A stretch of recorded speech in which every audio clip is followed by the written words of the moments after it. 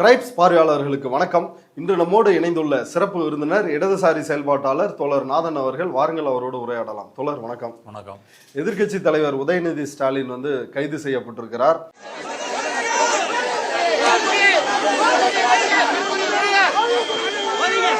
நேத்து தஞ்சாவூரில் நடைபெற்ற காவிரி பிரச்சனைக்காக நடைபெற்ற போராட்டத்தில் அவர் ஆபாசமாக பேசியதற்காக காவல்துறை இன்றைக்கு அவர் வீட்டுக்கே கைது செஞ்சிருக்கிறாங்க.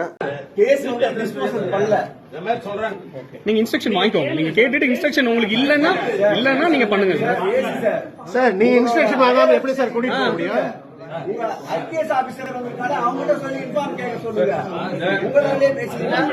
தஞ்சை காவல்துறை இங்க கைது பண்ணிருக்கிறாங்க. தஞ்சாவூர் நடுவர் நீதிமன்றத்தில் ஆஜர்படுத்துறதுக்காக இப்ப உதயநிதி ஸ்டாலினை கூட்டிட்டு போயிட்டு இருக்கிறாங்க.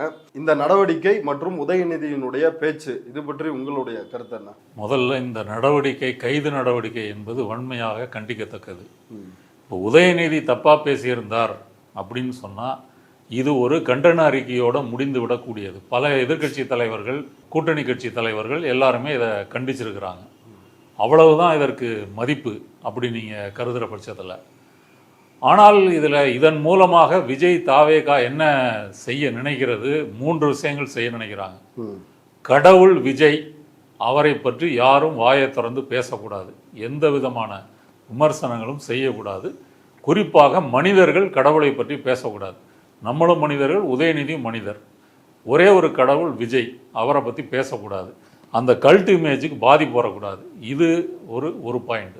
2வது, காவிரி பிரச்சனையிலிருந்து எப்படியாவது இதை திசை திருப்ப வேண்டும். இதுவரை இப்போ காவிரி பிரச்சனையின் மூலமாக அரசியல் பேசுபொருள் எல்லாமே விஜயை சுற்றி வருது. விமர்சனங்கள் எல்லாம் விஜயை நோக்கி வருகிறது. அதை திசை திருப்பும் வண்ணம் இது ஒரு செயல்படாத அரசு, கையாலாகாத அரசு அப்படின்றத மாற்றுவதற்காக இவர்கள் இதை கையில் எடுத்திருக்கிறார்கள். 3வது விஷயம், விக்டிம் கார்டு. எல்லா அயோக்கியத்தனங்களையும் அட்டூழியங்களையும் பண்ணிட்டு பாதிக்கப்பட்டது நாங்கள் தான் கடைசியில் பாதிக்கப்பட்டிருக்கிறோம். இப்போ இதை எதிர்த்து புசி ஆனந்த் சொல்கிறாரு, தமிழ்நாடு முழுக்க தாவேக்காவினர் ஆர்ப்பாட்டம் பண்ணுவாங்க, இது கண்டனத்திற்குரியது, எங்கள் தலைவர்கள் எங்களை நாகரிகமாக தான் எங்களை வளர்த்துருக்கிறாரு, ஆனால் இந்த நாகரிகத்தெல்லாம் புரிஞ்சுக்கிற மாதிரி ஆட்கள் இல்லை, என்ன செய்கிறது?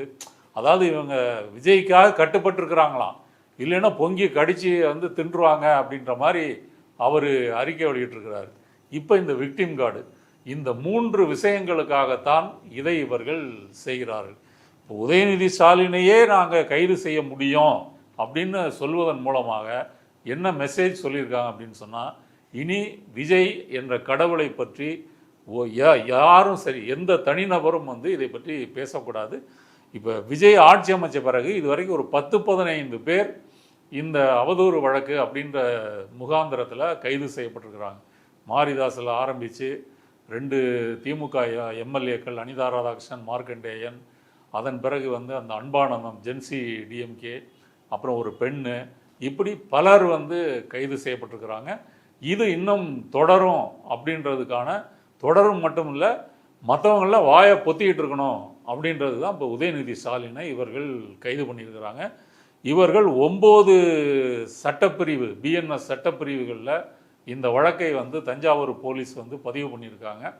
இந்த 9 சட்டப்பிரிவுகளும் உதயநிதி பேசியதாக சொல்லக்கூடிய அந்த வார்த்தை இருக்கு இல்லையா, அது எதுவுமே இந்த சட்டப்பிரிவுகளில் நிற்காது.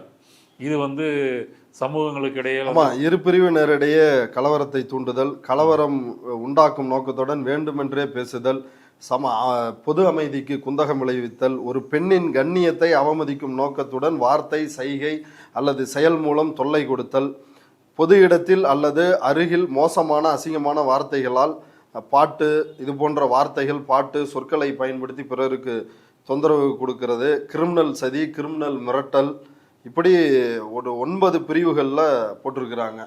அதான் இந்த 9 சட்டப்பிரிவுகளும், இது எந்த சட்டப்பிரிவுகளும் உதயநிதியை தண்டிக்க முடியாது, கோர்ட்லேயும் நிற்காது. இப்போ இதுக்கு இடையில ஹைகோர்ட் நீதிபதி இளந்திரையன் முன்னிலையில் மென்ஷன் பண்ணுறாங்க, முன்ஜாமீன் கேட்கறதுக்கு திமுக தரப்பில் வழக்கறிஞர் ஜின்னா வழக்கு தொடுக்கிறாரு.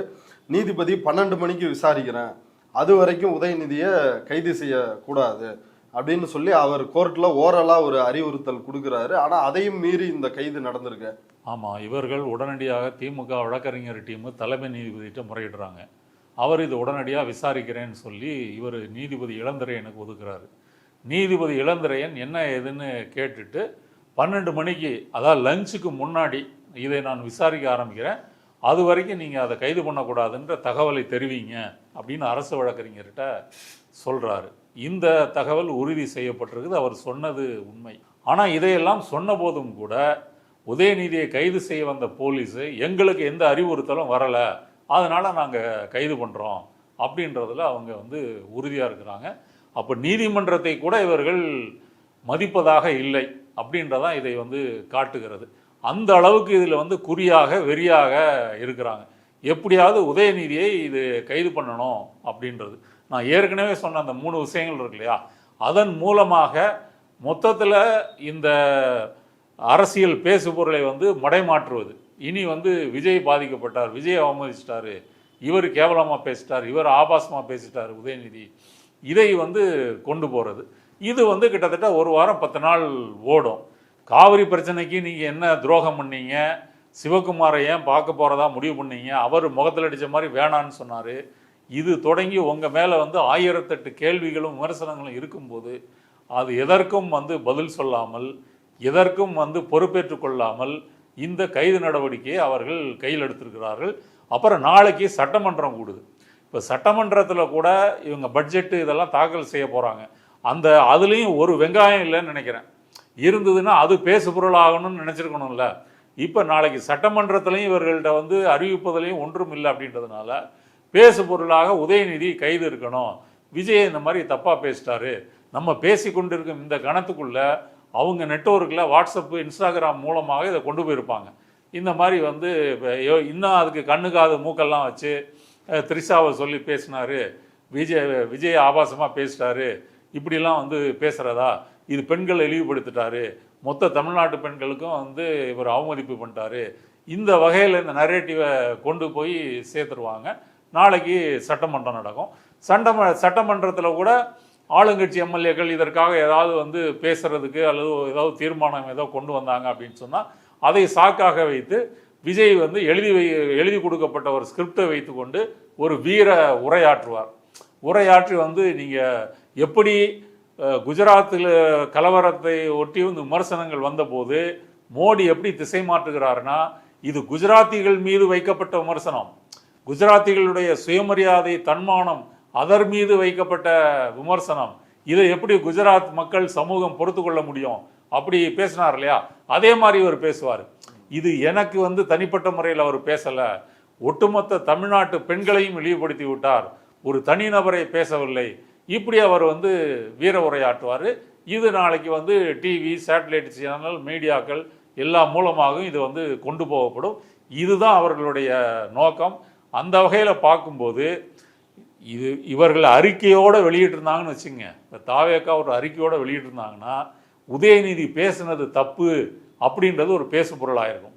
இப்போ நீங்கள் தேவையில்லாமல் ஒரு அடக்குமுறையை நிலைநாட்டும் முன்னமாக கைது என்று போதனதுனால இன்னைக்கு அவர் பேசுனது தப்புன்றது 2ஆம் பக்கமாக போயிடுச்சு. இப்போ உதயநிதி பேசுனது தப்பா இல்லையா? கண்டிப்பாக தவறு. அது ஒரு சீரியஸான காவிரி பிரச்சனைக்காக விவசாயிகளை திரட்டி கூட்டப்பட்ட ஒரு ஆர்ப்பாட்டம்.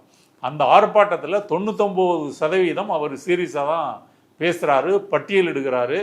என்னென்ன நமக்கு இந்த 2 மாதங்களில் எப்படி 42 டிஎம்சி வரணும், எப்படி வரலை, இவர் ஏன் பேச மாட்டேன்றாரு, நீர்வளத்துறை அமைச்சர் பதறி ஓடுறாரு, அவர் கேட்டால் பதில் சொல்ல மாட்டேன்றாரு அப்படின்னு சொல்கிறாரு. அமைச்சர்களை எல்லாம் கடுமையாக விமர்சிக்கிறாரு. எல்லாம் விமர்சிச்சுட்டு அப்புறம் ஆனா இன்னைக்கு ஒரு சொட்டு தண்ணீர் கூட வரல. ஆனா இதை பத்தி இருக்கக்கூடிய முதலமைச்சர் வாயை திறந்து பேசுறாரா? பேச மாட்டேங்கிறாரு. அவருக்கு இருக்கக்கூடிய ஒரே கவலை என்ன? திமுக மேல என்ன பொய் வழக்கு போடலாம், என்ன பொய் கேஸ் போடலாம்.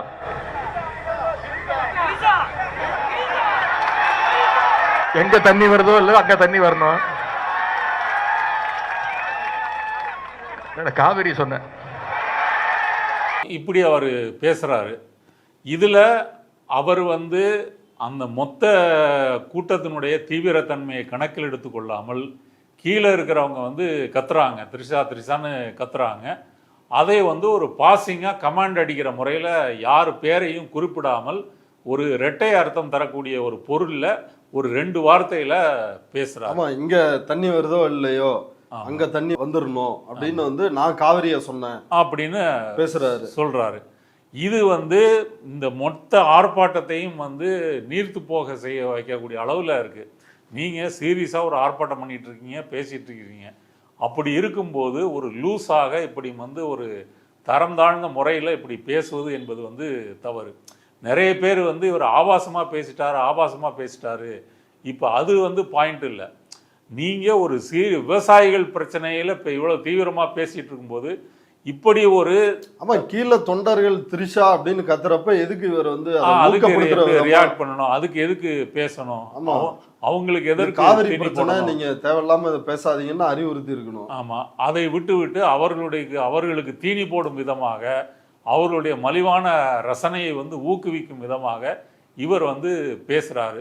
பேசி வந்து இப்போ மொத்த ஆர்ப்பாட்டமும் வந்து இப்படி மாறி போச்சு. இப்போ உதயநிதி இப்போ கைது அப்படின்றது கூட அது காவிரிக்கு வந்து நன்மை செய்யுமா? காவிரி பிரச்சனையை வந்து பேசு பொருள் ஆக்குவதற்கு உதவி செய்யுமா? செய்யாதே. இது அரசின் அடக்குமுறை அப்படிதானே வந்து பார்க்கப்படும். அப்போ எந்த கோணத்தில் பார்த்தீங்கன்னாலும் அவர் பேச்சு என்பது வந்து மிகுந்த பாதிப்பை ஏற்படுத்தி இருக்கிறது. அப்படி பேசியிருக்கக்கூடாது. கண்ணிய குறைவான பேச்சு. அதுவும் ஒரு தலைவர், ஒரு எதிர்கட்சி தலைவராக இருக்கக்கூடியவங்க. இப்போ சாதாரண மேடை பேச்சுகளில் கட்சி தலைவர்கள் கட்சியினுடைய பேச்சாளர்கள் இது மாதிரி பேசுவாங்க. ஆனால் தலைவர்கள் யாரும் இப்படி பேசுறதில்லை. அப்படி வந்து உதயநிதி பேசுனது வந்து தவறு, வன்மையாக கண்டிக்கப்பட வேண்டியது. ஆனால் இதுவும் விஜய் அரசு அவரை கைது பண்ணதும் சமம் கிடையாது. அவர் மேல ஆபாசமா பேசியிருக்காருன்றீங்க, அப்ப கைது சரிதானே? இல்லையே, சரியில்லையே. அவர் அந்த ஒட்டுமொத்த பேச்சையும் நீங்க எடுத்துக்கிட்டீங்க அப்படின்னு சொன்னா, அவர் இவங்க போட்டிருக்கிற அந்த 9 சட்டப்பிரிவுகளில் அதற்கு வந்து பொருத்தமான விதத்தில் அப்படிலாம் அவர் எதுவும் பேசிடல. இது சரியாக சொல்கிறதா இருந்தால் ஒரு இரட்டை அர்த்தம் தரக்கூடிய ஒரு ஆபாச பேச்சு, அவ்வளவுதான். இதுக்கெல்லாம் நீங்கள் கைது பண்ணுவீங்க அப்படின்னு சொன்னால் நாட்டில் வந்து நீங்கள் இப்போ எந்த சினிமாவும் வந்து வெளியே ஓட முடியாது. கவுண்டமணி காமெடியிலேருந்து அல்லது நீங்கள் பழைய படமோ புதுப்படமோ எல்லா படத்துலையும் இந்த டபுள் மீனிங்னு வருது. அதனால் வந்து இது சமூகத்தில் இருக்கக்கூடிய ஒன்று தான். இதை கைது நடவடிக்கை என்பதற்கு பதிலாக இதை மக்கள் மத்தியில் அம்பலப்படுத்தலாம், ஒரு அறிக்கையை வெளியிடலாம், அதிகபட்சம் நீங்கள் ஆர்ப்பாட்டம் கூட பண்ணலாம். ஆனால் அந்த ஆர்ப்பாட்டம் பண்ணுறதுக்கு கூட இது ஒருத்தான விஷயம் இல்லை. இப்போ அவர் முன்வைத்திருக்கிற கேள்விகள் அதற்கு வந்து பதில் சொல்லாமல், காவிரி பிரச்சனை மற்ற உயிராதாரமான விஷயங்களுக்கு வந்து பதில் சொல்லாமல், இதுதான் வந்து தாவேகாவினுடைய மனதை வந்து தைத்திருக்கிறது அப்படின்னு சொன்னால் உங்களுக்கு மக்கள் நலனை பற்றி எந்த கவலையும் இல்லை. இப்போ எதிர்கட்சிகள் 1000 பேசட்டும், ஆபாசமாக பேசட்டும், அதெல்லாம் பேசட்டும்.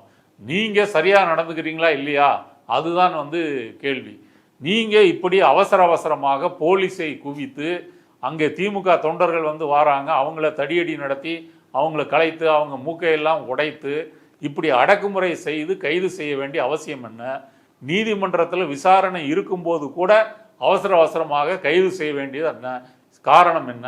அப்போ கடவுளை பற்றி யாரும் எதுவும் பேசிடக்கூடாது, கடவுளை பற்றி யாரும் குறை சொல்லிடக்கூடாது.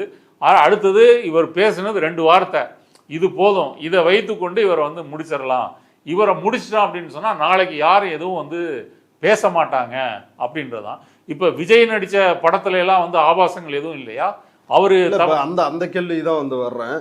திமுகவினர் இந்த கைது செய்யப்பட்ட உடனே, உதயநிதி ஸ்டாலின் கைது செய்யப்பட்ட உடனே திமுகவினர் வந்து விஜய் டேஷ்னு பேசுறாரு, நான் என்ன கவர்ச்சின்றாங்க, நான் என்ன அப்படின்றாரு.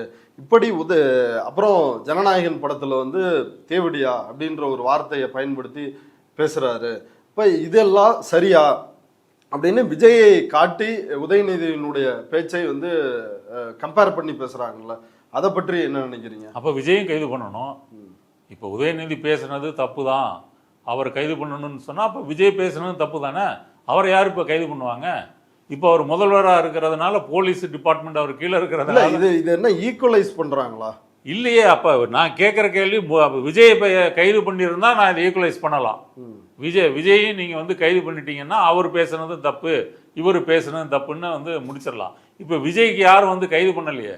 அவர் சொன்ன மாதிரி நான் என்ன டேஷாக நிற்கிறேன் அப்படின்னு பேசுகிறாரு, கொத்து புரோட்டான்னு பேசுகிறாரு, இன்னும் வாய்க்கு வந்தபடி முடியாது அப்படின்றாரு. ஆமா, ஒரு இதை கூட பிடுங்க முடியாது அப்படின்னு வந்து பேசுறாரு. எல்லாம் தரந்தாழ்ந்து தானே வந்து பேசுறாரு.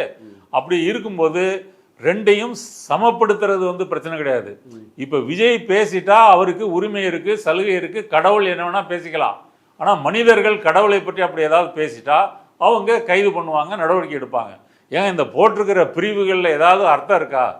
இவர் எங்க இதுல என்ன பொது அமைதி குலைஞ்சுது, என்ன பிரச்சனை வந்துச்சு? இப்ப நீங்க கைது பண்றதுனால தான் பொது அமைதி வந்து குலைஞ்சிருக்கு. நீங்க தான் தேவையில்லாம இந்த நடவடிக்கையை வந்து பெருசுப்படுத்துறீங்க. அப்ப விஜய் பேசுனது தப்பு அப்படின்னு திமுக காரங்க சமப்படுத்துறாங்கன்னா என்னுடைய கேள்வி, விஜய் வந்து இதற்காக தண்டனையோ கைது நடவடிக்கையோ எதுவும் வந்து பண்ணல. அவருக்கு ஒரு பிரிவிலேஜ், சலுகை இருக்கு, அவர் என்ன வேணா பேசலாம். இப்ப அவருடைய சைகை காமிச்சாரு. இப்போ இந்த செய்கை என்ன அர்த்தம்? உன் சங்க அறுத்துட்டேன், கழுத்தை அறுத்துட்டேன் அப்படின்னு நான் வந்து புரிஞ்சுக்கிறேன். இதை வந்து நான் ஒரு புகாராக கொடுத்தேன்னா போலீஸ் விஜயை கைது பண்ணுமா? இந்த மாதிரி வந்து ஒரு கொலை செய்கை வந்து தாவேகா மகளிர் அணி பைரவி அப்படின்றவங்க கொடுத்த புகார்ல தான் இந்த கைது, உதயநிதி கைது. இல்லை, நான் சொல்ல வர்றது இப்படி சைகை காமிக்கிறாருங்க, இது எனக்கு வந்து கழுத்தை அறுக்கிறது அப்படின்ற முறையில் நான் வந்து புரியுது. அதானே அர்த்தம்? நான் உங்களை வந்து அறுத்துட்டேன் அப்படின்றதானே அர்த்தம். இப்போ இதை நான் புகார் கொடுத்துட்டேன்னா போலீஸ் வந்து கைது பண்ணுவாங்களா? அப்போ அவர் சட்டசபையிலேயே இந்த சைகையெல்லாம் வந்து பண்ணலாம். இப்போ இதில் உதயநிதி மேலே போட்டிருக்கிறது என்ன? ஒரு பெண்ணை வந்து கண்ணிய குறைவான முறையில் சைகை, சொல்லு, இந்த மாதிரி சிம்பல் இதெல்லாம் வந்து காமித்து பொது வெளியில், இணைய வெளியில் இதில் எல்லாம் வந்து அவர்களை வந்து கண்ணிய குறைவாக நடத்துவது அப்படின்னு சொல்கிறாங்க. அப்போ விஜய் வந்து செஞ்சிருக்கிறது வந்து என்ன?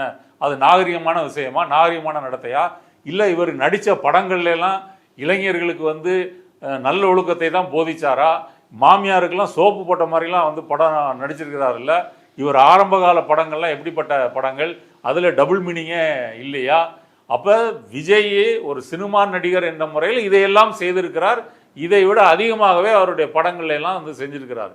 அப்படி இருக்கும்போது இவர் என்னமோ வந்து ஒரு ஒழுக்க உபதேசிக்கிறவர் போல வந்து இவரை சித்தரிப்பது. இப்போ விஜயனுடைய மனைவி சங்கீதா அவர்களுடைய விவாகரத்து பிரச்சனையை எடுத்துக்குவோம். இந்த செய்தி வெளியே வருது, அந்த மனுவிலே இருக்குது. ஒரு நடிகையோட இவர் வந்து போகிறாரு, படம்லாம் வெளியிடுறாரு அப்படின்னு சொல்லி. அப்புறம் த்ரிஷா தான் அப்படின்னு வெளியே தெரிஞ்சிருச்சு. இதில் சில தாவேக்காரங்க அண்ணா இதுக்கெல்லாம் எப்படின்னா முட்டு கொடுக்கறது அப்படின்னாங்க. ஆனால் ஒரு 90% தாவேக்காரர்கள், நிர்வாகிகள் அந்த சங்கீதா என்ற பெண்ணை மிக கேவலமாக பேசினார்களா இல்லையா?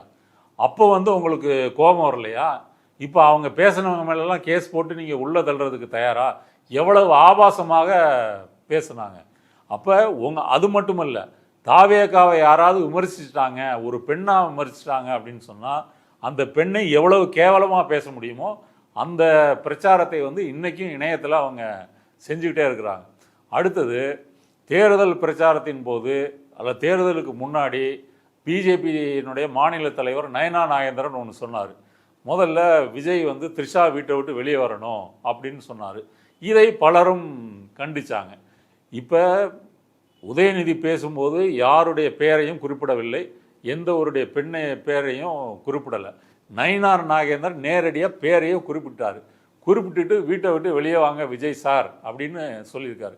இன்றைக்கி உங்கள் ஆட்சி இருக்குது, நீங்கள் போலீஸ் பவர்லாம் இருக்குது. உதயநிதியை கைது பண்ணுவதற்காக போலீஸ் அனுப்பிய அந்த விஜயின் வீரம், நயினார் நாகேந்திரனை அந்த கேஸை திரும்ப போட்டு யாராவது ஒரு தாவேகாவினுடைய பெண் நிர்வாகி புகார் கொடுக்க வைத்து அவங்கள உசிலம்பட்டியில் புகார் கொடுக்க வைத்து நீங்கள் நயினார் நாகேந்திரனை கைது பண்ணுறதுக்கு உங்களுக்கு தில் இருக்கா, திராணி இருக்கா, வக்கு இருக்கா? அப்போ பண்ண மாட்டீங்க. அப்போ பிஜேபி காரன்ற பயம், பிஜேபி தலைவர் மேலே கை வைக்க முடியாது, அது வந்து நமக்கு பிரச்சனையாயிரும், அந்த பயம்தான். அதனால தான் நீங்கள் உதயநிதியை கைது பண்ணியிருக்கீங்க. இவர் பொன்ராஜ் பேசினார் இல்லையா, நம்ம அப்துல் கலாமினுடைய அறிவியல் ஆலோசகர், அவர் வந்து ஒரு தாவேகாவினுடைய ஒரு சிறுமி ஒரு அறியாமல் வந்து ஒரு தவறாக வந்து பேசுகிறாங்க, நாங்கள் எப்படி வேணால் இருப்போம் அப்படின்ற முறையில் பேசுகிறாங்க. அதை வைத்து கொண்டு பேசுகிறாரு. உடனே விஜய் என்ன செய்கிறாரு? தேர்தலுக்கு முன்னாடி பிரச்சாரத்தின் போது அவசரமாக கமிஷனர் ஆஃபீஸுக்கு போய் தமிழக பெண்களை இழிவுபடுத்தி விட்டார், ஒட்டுமொத்த தமிழக பெண்கள் இழிவுபடுத்திட்டார்னு சொல்லி புகார் கொடுக்குறாரு. இன்றைக்கும் அவர் மேலே வந்து கேஸ் இருக்குது. கேஸில் வந்து இவர் எந்த விசாரணையும் நடக்கல, கேஸை டிஸ்மிஸ் பண்ணுங்கன்னு இவர் கேட்குறாரு, ஸ்குவாஷ் பண்ணுங்கன்னு. ஆனால் அது வந்து அந்த கேஸை வச்சிருக்கிறாங்க. அப்போ ஒட்டுமொத்த தமிழக பெண்கள் மீது இவர் பாதிப்பு ஏற்படுத்தி விட்டாருன்னு வந்து அன்னைக்கு விஜய் பொங்குறாரு இல்லையா? அப்படி பொங்குறவர் தன்னுடைய தாவேகாவினுடைய நிர்வாகிகள், எம்எல்ஏக்கள் இவர்கள் மீது எவ்வளவு பாலியல் குற்றச்சாட்டு வந்திருக்கு, அதில் ஏதாவது பொங்கியிருக்காரா? அதில் ஸ்ரீவைகுண்டம் சரவணன் எம்எல்ஏ அந்த பெண்ணு நேரடியாக வந்து புகார் கொடுத்துருக்காங்க, மீடியா முன்னாடி பேசியிருக்காங்க. அதில் வந்து கைது நடவடிக்கை எடுத்தீங்களா? கட்சியை விட்டு நீக்கினீங்களா? அப்போ உங்கள் தமிழ் பெண்கள் மீதான உங்களுடைய மானம் 9 கேஸ் போட்டிருக்கீங்களே, அதில் ஒரு சட்டப்பிரிவில் கூட கைது பண்ணலையே, ஏன் பண்ணலை? அல்லது வந்து ராணிப்பேட்டை விஜயமோகன், ராணிப்பேட்டை விஜயமோகனை பற்றி உங்கள் சேனல்லையே அந்த பெண் வந்து பேட்டி கொடுத்துருக்குறாங்க. இப்போ அவர் மேலே வந்து என்ன நடவடிக்கை? அவர் மேலே வந்து 9 நீங்கள் 50 பிரிவு கூட கேஸ் போடலாமே. கேஸ் பதிவு பண்ணிட்டாங்க, ஆனால் கைது நடவடிக்கை இல்லை. ஆபாச வீடியோ எடுத்து வச்சுக்கிட்டு ஒரு மாவட்ட செயலாளர் அவர் வந்து சட்டமன்ற வேட்பாளராக போட்டிட்டு தோத்து போனவர். அப்போ அவரை ஏன் வந்து கைது செய்யலை? அவசரமாக ஏன் கைது செய்யலை? அப்போ பெண்கள் மீது நீங்கள் பொங்குறதுக்கான அர்த்தம் வந்து இதுதானா?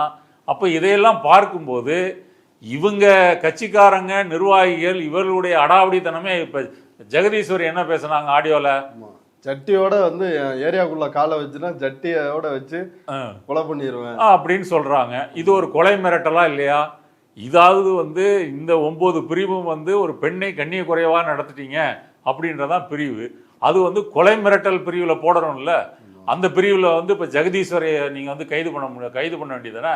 அப்போ தங்களுடைய நிர்வாகிகள் என்ன உருட்டுக்கட்டை உருட்டுக்கட்டை அது வீடியோவே இருக்கு, இன்னும் கேஸும் நடந்துகிட்டு இருக்கு.